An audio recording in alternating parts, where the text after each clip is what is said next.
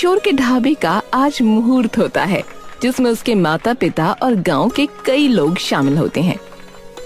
हाँ भाई, हो गया सपना पूरा अब तो तेरा। सच में पिछले 5 सालों में इसी की तैयारी कर रहा था तू। पहले तूने होटल मैनेजमेंट करी, फिर नौकरी करी और वो अच्छी चल रही थी, लेकिन फिर तू यहाँ आ गया। ये तो वैसे भी खोल सकता था बिना पढ़ाई किए। उस अंबर को देख, बिना कुछ किए ढाबा खोले बैठा है और बहुत बढ़िया चल रहा है। वो इसलिए पापा क्योंकि यहाँ कोई और ढाबा कभी खुला ही नहीं। अरे नहीं नहीं बेटा, खुला तो था। देख, कई साल पहले खुला था राजू का ढाबा। अरे पापा, उस अंबर के ढाबे का खाना ना इतना भी बढ़िया नहीं है, बस तेल भरा होता है उसके खाने में। अच्छा, तो तू क्या देगा भाई, हैं? जरा वो बता दे। मैं तो खिलाऊंगा जैसे grilled cottage cheese, lentils, spinach वगैरह। अरे अरे रुक जा बेटा, रुक जा। अरे हिंदी में बोल, क्या खिलाएगा? अरे मतलब दाल, पनीर और भी कई सारी चीजें। चलो बढ़िया है। आप बस अपना आशीर्वाद दो ताकि सारा काम ठीक से हो। वो तो हमेशा ही तेरे साथ है बेटा। किशोर का ढाबा अंदर से काफी साफ सुथरा था। बाहर खड़े कई लोग फीता कटने के बाद अंदर तो आते हैं, लेकिन ज्यादा देर तक टिक नहीं पाते। अरे ये कैसी दाल है? सच में निरा पानी है, ना नमक ना मिर्च। अरे यहाँ आना बेटा।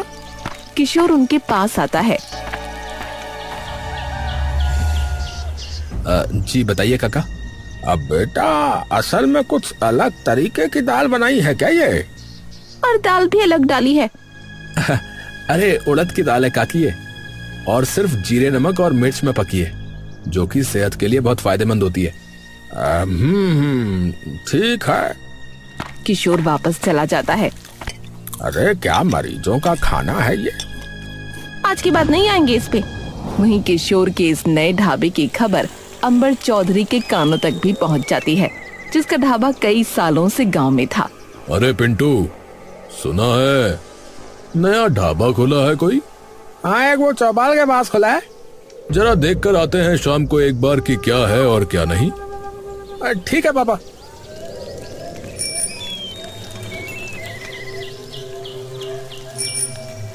अरे सुबह इतने लोग आए, फिर एकदम से कोई भी नहीं। तभी अंबर और उसका बेटा पिंटू वहां आते हैं।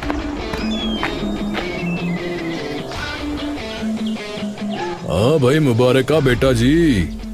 नमस्ते काका। मैं तो बस देखने आया था तेरा ढाबा, पर पहले ही दिन ढीला मामला नजर आ रहा है। हाँ जी, वो नया नया है ना, पर चल पड़ेगा थोड़े दिनों में। और उसकी आंखों में आंख मिलाकर उसे तीखी नजरों से देखने लगता है। बेटा जी, बहुत फूल हमने इस चमन में खिलते और मुरझाते देखे हैं, तो हवाओं के रुख से थोड़ा संभल के रहना। पर पापा, पहले ही दिन में हालत देखो, ये फूल तो एक हवा के झोंके में ढह जाएगा। चल कोई ना बेटा, ऐसी छोटी मोटी गलती तो सबसे होती है, पर तू समझदार है, सीख जाएगा। अंबर और पिंटू छाती तान कर वहां से चले जाते हैं और किशोर चुपचाप उन्हें खड़ा देखता रहता है। तभी उसकी दुकान पर कुछ गरीब लोग आ जाते हैं।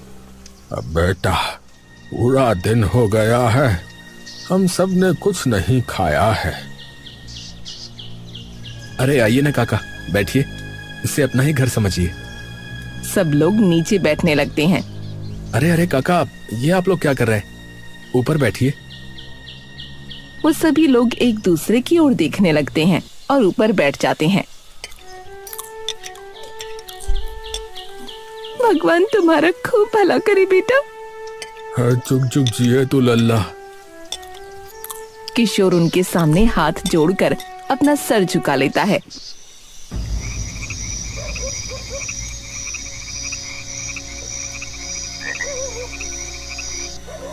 किशोर रात को वापस घर आकर अपने माँ और पिता को सारी बात बता देता है। अरे तू डर मत, तू नया है इसीलिए वो थोड़ा घबराया हुआ है कि कहीं उसका धंधा ठप ना पड़ जाए। हाँ, उससे डरने की कोई जरूरत नहीं है, भगवान पे भरोसा रख।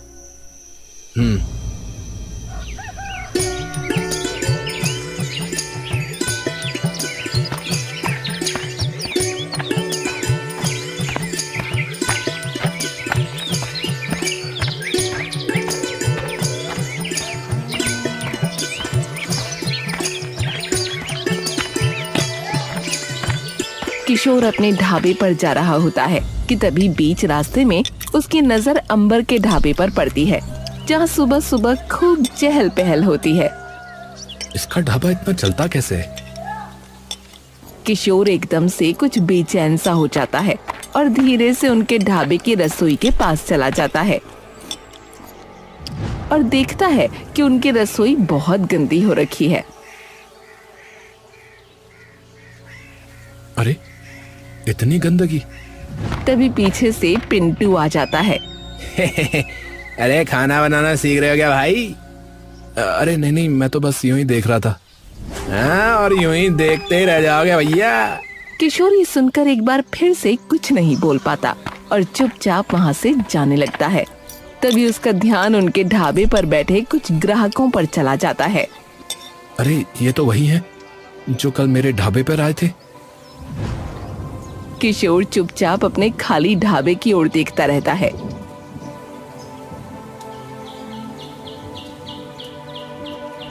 अगर ये नहीं चला तो पापा को क्या जवाब दूंगा? अच्छी भली नौकरी छोड़ दी मैंने इस सपने के लिए।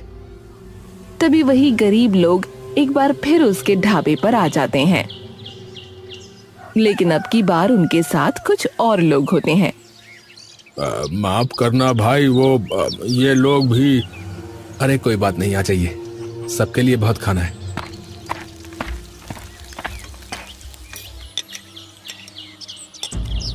धन्यवाद भैया। किशोर रसोई का कोना कोना बिल्कुल बारीकी से साफ कर रहा होता है कि तभी किसी बर्तन गिरने की आवाज से उसके कान झनझना जाते हैं। किशोर एकदम से पीछे की ओर पलटता है, लेकिन सामने सिर्फ एक बड़ा सा पतीला जमीन पर गिरा उसे नजर आता है। अरे ये कैसे गिरा?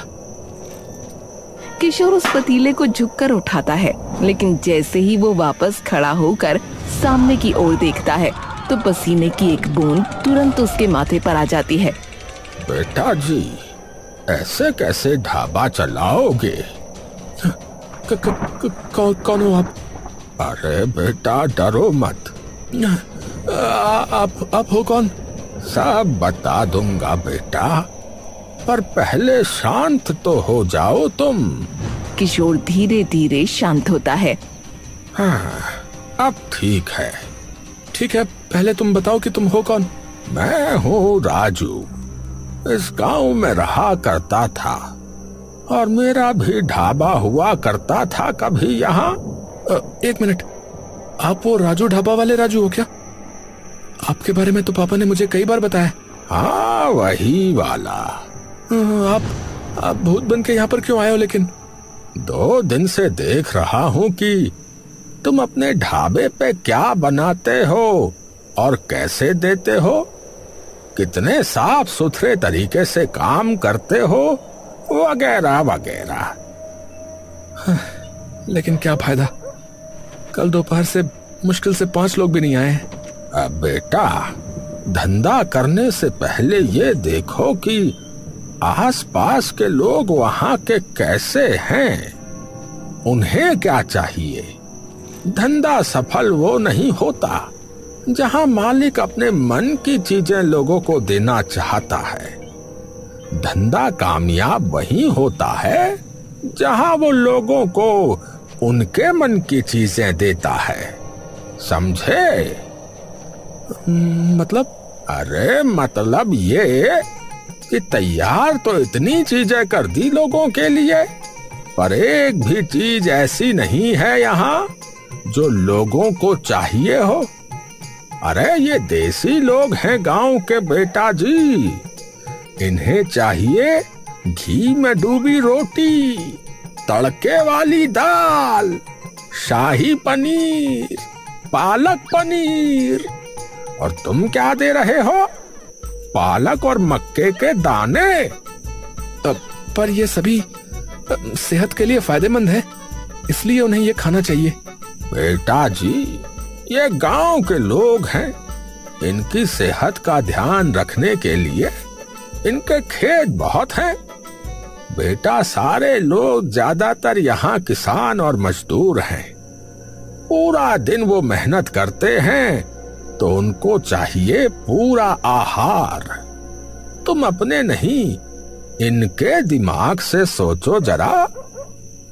किशोर कुछ देर तक गहरी सोच में डूब जाता है। क्या हो गया? वो मुझे घर जाना है, घर जाके सोचता हूँ इस बारे में। किशोर बिना कुछ कहे वहां से अपने घर चला जाता है।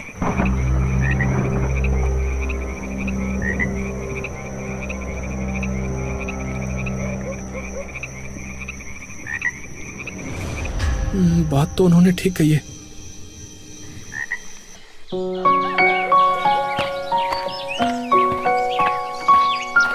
किशोर सुबह जल्दी उठकर अपने ढाबे पर चला जाता है और जाकर रसोई में इधर उधर देखने लगता है। किसे ढूंढ रहे हो बेटा? अरे भगवान, अरे बता के आया करो चचा। अच्छा जी मास्टर साहब, अच्छा। दरअसल मैंने सोचा जो आपने कल बोला था ना, पर अगर मैं ये सब चीजें बनाता भी हूँ तो लोग मेरे ढाबे पर क्यों आएंगे? उस अंबर के ढाबे पे ये सभी चीजें बन तो रही हैं, मैं क्या अलग दूंगा उन्हें? अलग? अलग होगा स्वाद और सादापन। उसके ढाबे पर एक तो गंदगी में खाना बनता है और आधा सामान तो मिलावटी इस्तेमाल करता है पैसे बचाने के लिए। तो तुम उन्हें शुद्ध और स्वादिष्ट खाना दोगे बेटा, जिससे कि उनकी सेहत को भी फायदा होगा, जो कि तुम चाहते ही थे। पर कैसे? शुद्ध घी में बनाया खाना, एकदम स्वादिष्ट। दिन भर की मेहनत के बाद जब कोई किसान आए तुम्हारे ढाबे पर, तो आहार पूरा मिलना चाहिए उसे। हाँ, सही कहा आपने। तो फिर अभी से शुरू कर देता हूँ। पर कोई एक चीज तो होनी चाहिए ना जो मेरे ढाबे की खासियत हो, समझ रहे हो? अरे होगी भाई, होगी। क्या? पालक पनीर। किशोर ये सुनते ही मुस्कुराने लगता है। थोड़ी देर बाद, अरे कंजूसी मत कर और घी डाल, वे अपने आप पचा लेंगे अपने खेतों में। पहले तो बेटा जी तुम रोटी खाओ और जान लगाओ थोड़ी। देखो अभी भी आधे टुकड़े साबुत हैं। हे भगवान, आपने तो पसीने निकलवा दिए।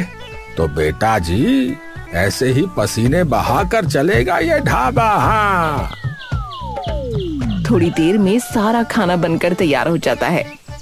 क्या फायदा, नाम तो वैसे ही बदनाम हो रखा है, तो कौन ही आएगा आज भी।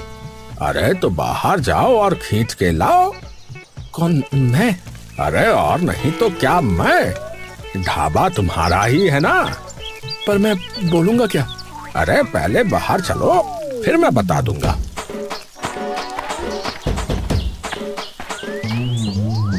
किशोर बाहर जाकर इधर उधर देखने लगता है। अरे जा अब रोक किसी को। मुझे शर्म आ रही है।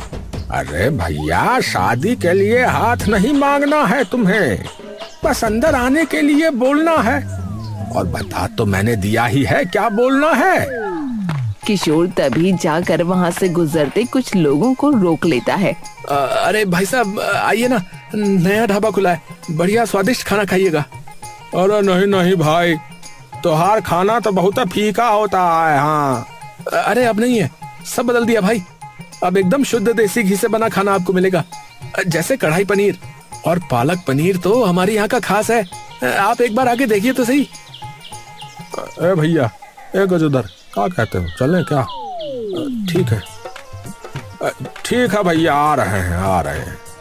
सब लोग अंदर आ जाते हैं। अब बताओ भाई साहब, क्या लगा दूं आपके लिए? अरे भैया, अभी पालक पनीर ही बना दो, जो तुम कह रहे हो ना खास है तुम्हारा।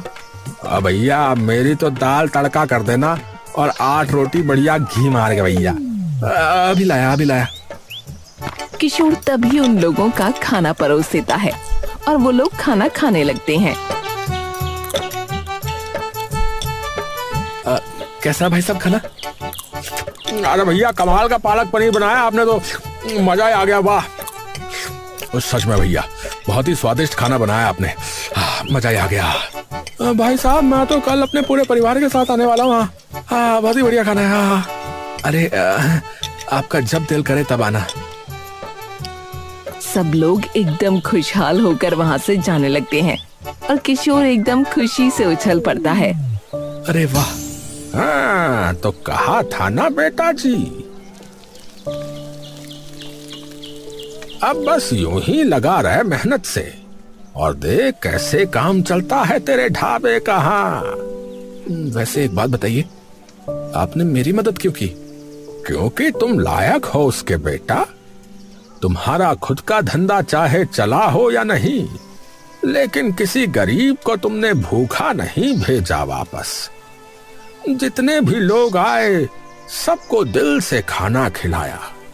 तो ऐसी नियत के इंसान की मदद करनी तो बनती है ना बेटा। किशोर ये सुनते ही मुस्कुराने लगता है। कुछ दिन बाद देखते ही देखते किशोर की मेहनत रंग लाती है और आखिरकार उसका ढाबा चल पड़ता है। भाई मेरा भी पालक पनीर और तंदूरी रोटी कर देना भैया। तभी वहाँ बैठे एक इंसान की आवाज आती है। अब भाई 1 प्लेट पालक पनीर और कर देना भैया। अब भैया स्वाद ही आ गया भैया आपका खाने में, तो बहुत मजा आ रहा है। अरे अभी लाया भाई साहब। लेकिन उसके ढाबे की ये तरक्की पिंटू सामने खड़ा चुपचाप देख रहा होता है। अरे इसका ढाबा तो सही चल पड़ा। पिंटू तभी गुस्से में वहाँ से चला जाता है। पापा हम यहाँ ये सोचते रहे कि उसका ढाबा नहीं चलने वाला, और वहाँ देखो उसने बाजी मार ली। क्या? पर लोगों को उसका फीका खाना तो पसंद ही नहीं था। अरे सारा खाना बदल दिया उसने एकदम से। अगर ऐसा ही रहा तो हमारे ग्राहक भी खा जाएगा वो। आप कुछ नहीं होगा ऐसा, मैं बताता हूँ क्या करना है।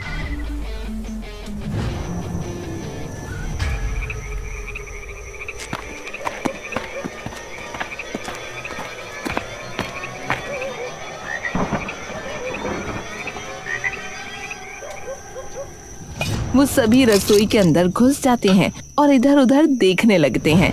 तभी जोर से राजू की बस आवाज उन्हें आती है। निकल जाओ यहाँ से, मुझे पता है तुम क्यों आए हो। वो सभी डर कर इधर उधर देखने लगते हैं। कौन है बे? कौन है यहाँ? अपने पिताजी को बोलियो कि अब ये पैतरे नहीं चलने वाले। जाओ भागो यहाँ से। वो सभी के सभी लोग तभी वहाँ से दुम दबा कर भाग जाते हैं। अगले दिन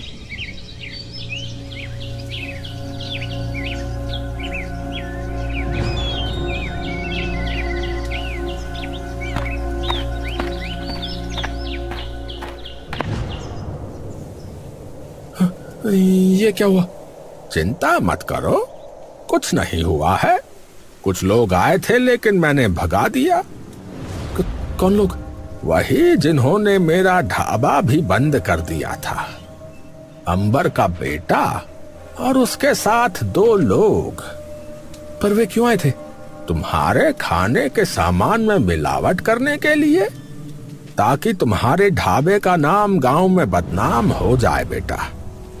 हाँ जब ढाबा खुला था तब उसके पापा मुझे धमकी भी देकर गए थे। ये पुरानी आदत है उसकी। तो आपका ढाबा उसने बंद करवाया था? हाँ, जब मैंने अपना ढाबा खोला था तो वो भी शुरुआत में खूब चला, लेकिन जब अंबर के ग्राहक कम हो गए तो उसने एक दिन न जाने कैसे मेरे खाने के सामान में मिलावट करवा दी, जिसकी वजह से लोगों को खूब दिक्कत आ गई। उन्होंने जाके मेरी फरियाद सरपंच से कर दी और फिर मेरा सिर्फ ढाबा बंद नहीं हुआ, बल्कि मेरे और मेरे परिवार को इस गांव से निकाल दिया गया। और गरीबी की हाय मुझे ऐसी लगी कि कुछ सालों में मैं भी। हे भगवान। पर चिंता मत करो, अब वो तुम्हारा कुछ नहीं बिगाड़ पाएगा, क्योंकि अब तो मैं तुम्हारे साथ हूँ। पहले तो उससे मैं बात करूंगा कि चाहता क्या है। अंबर बैठा है और उसका बेटा खड़ा है। क्या? पर ऐसा कैसे हो सकता है? अरे मैं झूठ नहीं बोल रहा हूँ पापा, वहाँ सच में कोई था। तभी वहाँ किशोर घुस आता है। हाँ भाई, बहुत शौक है दूसरों के ढाबे में घुसने का। ओए, तू अंदर कैसे आया? पहले ये बता कि तू अंदर कैसे घुसा। आगे से अपने बेटे को समझा के रखना, वरना अगर ऐसी हरकत करी तो अगली बार सीधा पुलिस के पास जाऊंगा। किशोर बिना किसी की एक बात सुने वहाँ से वापस चला जाता है। तू तो कह रहा था कि तुझे किसी ने नहीं देखा, फिर उससे कैसे पता चला? अरे हाँ, तो सच में नहीं देखा था, पर मुझे नहीं पता इसे कैसे पता चला। कुछ भी हो, पर इस कल के आए छोरे की इतनी हिम्मत कैसे हो गई कि ये हमारे ढाबे पे घुस के हमें धमका के चला गया। अब तो जा, इसे मैं अपने आप देख लूंगा।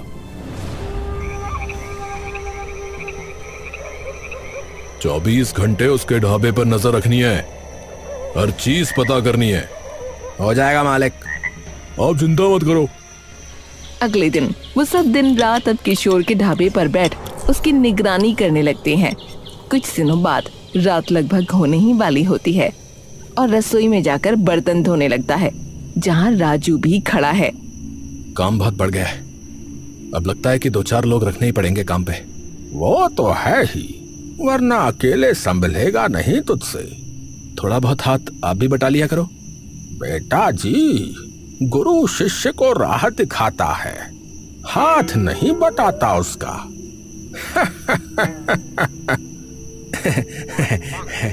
किशोर और राजू हंसने लगते हैं। उसी वक्त बाहर खड़े अंबर के वो जासूस अपने सामने का नजारा देख दंग रह जाते हैं। अरे भैया, अरे ये अकेले किससे बतिया रहा भैया? अरे भैया, हमें क्या पता, चलो जो देख रहे हैं वही बता देते मालिक को। क्या सच में? हाँ मालिक, हमने अपनी आंखों से स्वयं देखा है। अब आएगा मजा।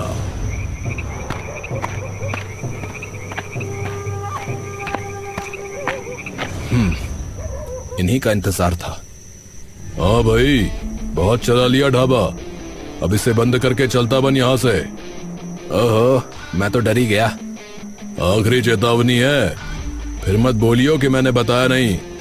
मुझे सब पता है कि कौन सा भूतिया ढाबा चला रहा है तू। ये बात अगर लोगों को पता लगी तो कोई नहीं आएगा तेरे इस ढाबे पे। किशोर कुछ देर चुप रहता है। और अगर ये बात लोगों को पता लगी कि कैसे आपने राजू का ढाबा बंद करवाया और वही चीज आपके बेटे ने मेरे ढाबे के साथ करने की कोशिश की, तो फिर आपका क्या होगा? हाँ, किया मैंने और मेरे बेटे ने ये सब, पर ये बात तेरी मानेगा कौन? कौन मानेगा? वक्त आने पे सब पता लग जाएगा। वो क्या कहा था आपने कि मेरे जैसे फूल खूब उगते और मुरझाते देखे, पर मैं फूल नहीं हूं, पेड़ों पेड़। हाँ तो बस अपनी जड़ें कस के रखियो फिर, क्योंकि अब तूफान आने वाला है, तूफान। किशोर उसकी आंखों में आंखें डालकर मुस्कुराने लगता है। अगले दिन किशोर अपने ढाबे पर सुबह खाना बना रहा होता है कि तभी एक इंसान वहां आता है। हाँ भैया, किस हो भाई? सरपंच जी ने तुम्हें पंचायत में बुलाया भैया। लेकिन क्यों? हाँ भैया, हमें ना पता, उन्हीं से पूछियो। ठीक है। किशोर अपने बगल में देखता है। उसी अंबर का किया धरा है सब। कोई नहीं। किशोर छाती तान कर वहां से चल देता है।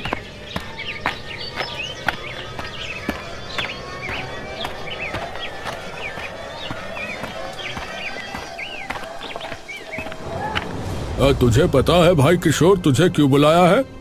नहीं जी। क्योंकि हमारे अंबर भाई का ये मानना है कि आप अपने ढाबे में टोना टोटका करते हो। जिन्हें हम नहीं देख सकते हैं उन्हें आप देख सकते हो और उनसे बात भी कर सकते हो। ये सुनते ही सब लोगों की आंखों में डर छा जाता है। बिल्कुल झूठ है सरपंच जी। अरे बाकी के लोगों से पूछ लो।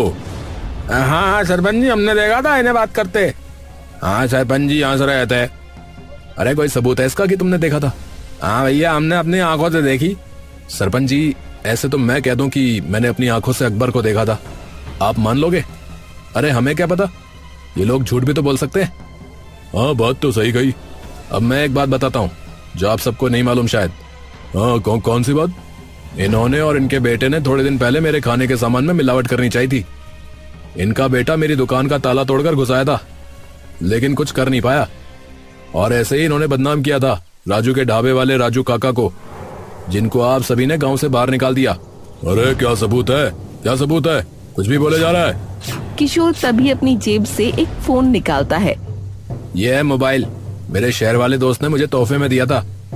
इसमें पता है लोगों की बातें हम रिकॉर्ड कर सकते हैं। मतलब? किशोर वॉइस रिकॉर्डिंग ऑन करता है। सरपंच जी कुछ बोलो। मैं क्या बोलूं? बहुत है। किशोर उन्हें वो वॉइस रिकॉर्डिंग सुना देता है। अरे वाह, ये तो कमाल है ना? अब इसी में मैंने कल शाम को भी एक चीज रिकॉर्ड करी थी, सुनाओ? सुनाओ। किशोर पिछले दिन हुई अपनी और अंबर की बात उन सभी के सामने चला देता है।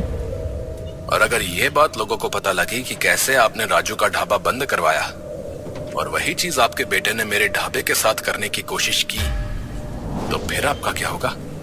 हाँ, किया मैंने, और मेरे बेटे ने ये सब। और ये बात तेरी मानेगा कौन मानेगा? वक्त आने पे सब पता लग जाएगा। ये सुनकर सब गांव वाले चौंक जाते हैं। ओह, तो तूने किया था वो सब? अरे उस बेचारे निर्दोष और उसके पूरे परिवार को हमने बाहर निकाल दिया, और तू चुपचाप देखता रहा। अब तो निकल यहां से, जा यहां से। इसकी कोई जरूरत नहीं है। अंबर जी, जरा अपने ढाबे पे जाके देखिए, मैंने एक तोहफा भेजा है। अंबर तभी वहां से डर के मारे भाग जाता है।